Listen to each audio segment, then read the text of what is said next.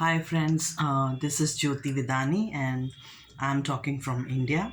And I'm really thankful to WorldPulse for giving this opportunity to talk about the disability justice. And I think it's a great platform for here, for me to share my story. To begin with, I'm Jyoti Saini from India, and I'm a woman with disability suffering from polio right at the age of 1 year old. Today, I'm 49 years old, and I was only 1 year old when I got this polio. And you can understand, being a disabled woman, it's so difficult. Being a disabled, growing up with a disability is so much challenging. And I still remember the life, with all inferiority complexes. My other siblings, my cousins, my friends growing up with me in my school, in my neighborhood. And I used to be, left alone. I always felt I was different.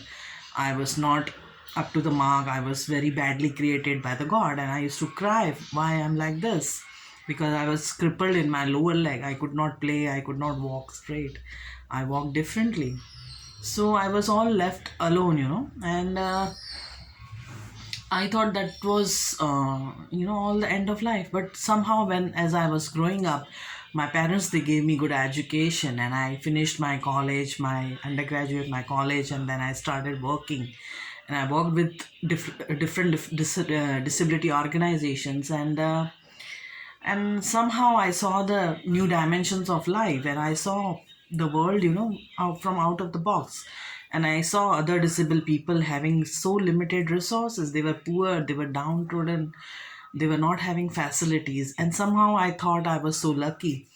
So I conquered myself within, the disabled woman within me was slowly diminishing, and I became so empowered, happy, and the life was going on. And this incident about whom I'm going to talk now came into sorry in my life when I was 39 years old, and I was pregnant.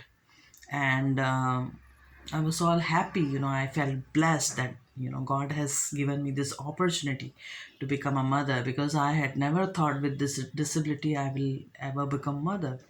So I was happy, and I was going through the journey of pregnancy with all hopes, all positivity, and happiness. And but it's always said that life is so unpredictable. Sometimes the situations come and you don't know what to do. They just come spontaneously, and they are so confusing. So in the 10th week of my pregnancy, I was told I will be going through a test of a genetic to find out the genetic disorder in my fetus, and because I was falling in the category of high risk pregnancy at the age I was 39 year old. So doctor said after 35 we suggest women to go through this genetic test to find out if a child is carrying any abnormality, any disability, of mental condition like Down syndrome, Turner disorder, or maybe a cerebral palsy or autism, something like that. So I said, I was confused. And the doctor said that, yeah, it's a protocol that after the age of 35, we recommend women to go through this test to find out if there is any such disorder. And I said, I was like all confused whether to go for this test or not, because I was happy with, my condition. And I said, what's the need? He said, if you are a disabled woman, you have a disability, will you be able to raise a disabled child after birth? If you come to know that a child is carrying some kind of mental disorder, will you be able to bring him up? I said, I was like all speechless. I said, what? I was like speechless for a minute, and I said, okay, I mean, I don't mind, because I'm a disabled woman myself, disabled person myself, and I have never, I am happy the way I am, and I'm blessed, and I feel if a child has carrying some disability, it's okay, still okay. But my husband, who was with me, he said, no, we have to go through the test. And so there were all discussions going on with my family, with my husband. and everybody was of the opinion that we have to go through the test, and if there is some deformity in the child, we have to end the pregnancy. And I was all shattered. I could not believe that I will get such a response, and I was all shattered, and my heart was just broken, and I could not believe.